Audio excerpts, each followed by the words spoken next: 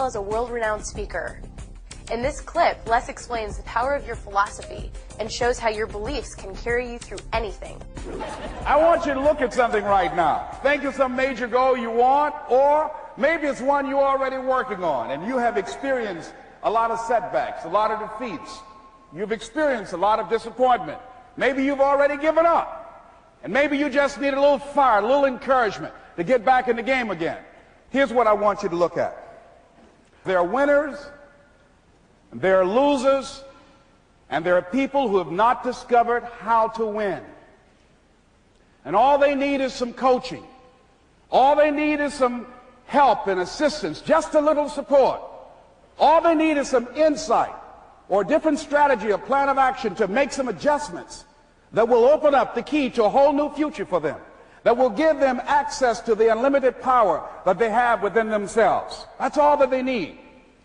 So what I want you to do is think about something you want for you, that's real for you, that's important for you, that will give your life some special meaning and power.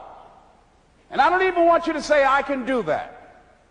I don't want you to assume that. See, 5 years ago when I started out in this area, I would not have been able to make the mental leap that I would be up to where I am right now. I don't want you to begin to just psych yourself out. No. I want you to be able to say something to yourself that will enable you to maintain a level of integrity with yourself.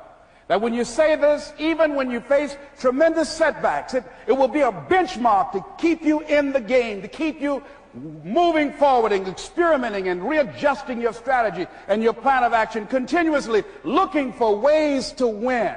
So what is that something?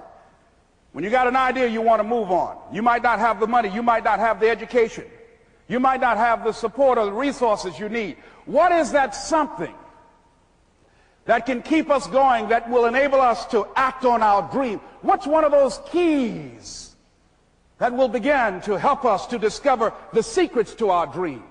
Here's what I want you to repeat after me, please, with power and conviction. Say, it's possible. It's possible. That's all I want you to do when you look at your dream. Just say to yourself every day, it's possible. Just say that every day to yourself, it's possible. Because what does that do? See, it begins to change your belief system.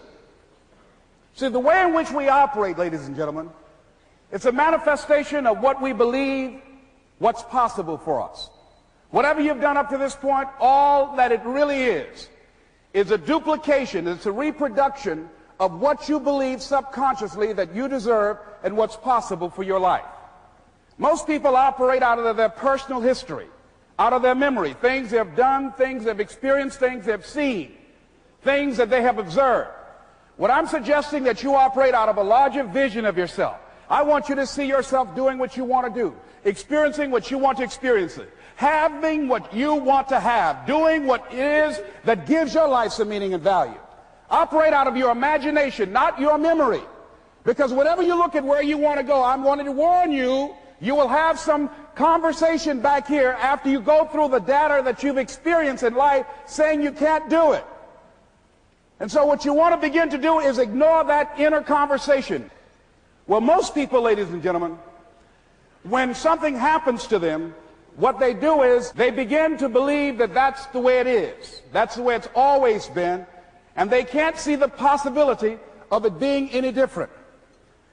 Example, before April 1954, the common belief, the universal belief, because it had been tried again and again and again and people had failed, the belief was that man was not physically capable of breaking the 4-minute barrier, that he could not run a mile in less than 4 minutes. That was the belief on the planet. It had never been done. But here's what happened, ladies and gentlemen. Roger Bannister came along, and he broke the 4-minute barrier. Now here's what's significant about that. Since that time, up to this day, over 20,000 people have done it, including high school kids. What changed? 20,000 people. What changed? Here's what happened when they got on the track. They knew it had been done. And because they knew it had been done, there was a new belief about this barrier, about this goal that was unreachable. And those 20,000 people got in a race believing, knowing in their heart that someone had done it, that it's possible, that they could do it. And I'm saying that if you know anybody that had some goal, some dream, something they wanted to do, and they did it, then I'm saying that you know in your heart that if someone has done it, then you can do it. It's possible. And that if someone can make their dream become a reality, that it's possible that you can make your dream become reality. And so as you begin to look at where you want to go, beginning to embrace that, it's possible. I'm blessed and highly favored. I've got a lot going for me. I got some good stuff in me. And it's possible that I can bring my greatness out here in the universe. That I can do what I want to do. It's possible I can write my own book. I can have my own business. I can take the trip and travel around the world. It's possible. I can bounce back from adversity and reinvent my life. It's possible. Regardless of where I am, that things can get better for me.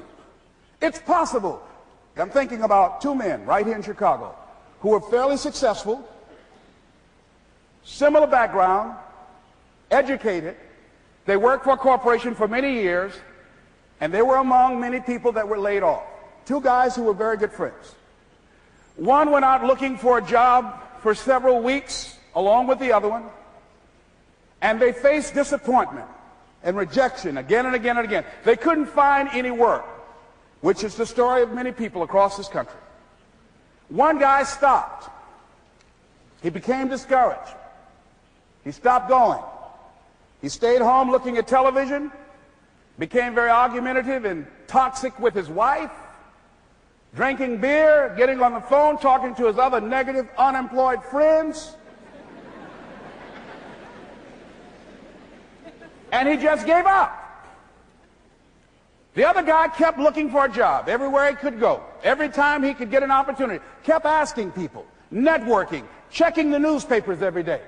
Kept going everywhere he could, trying to find a job. You have too much education. You're overqualified. You won't be here long enough. He kept going. He kept going.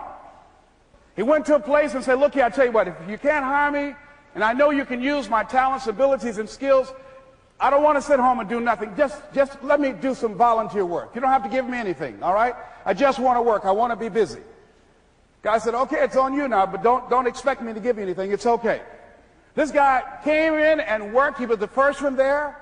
The last one to leave was the best employee there. About 4 weeks later, one of the top managers quit. They were looking for a replacement. Guess who they selected? This other guy.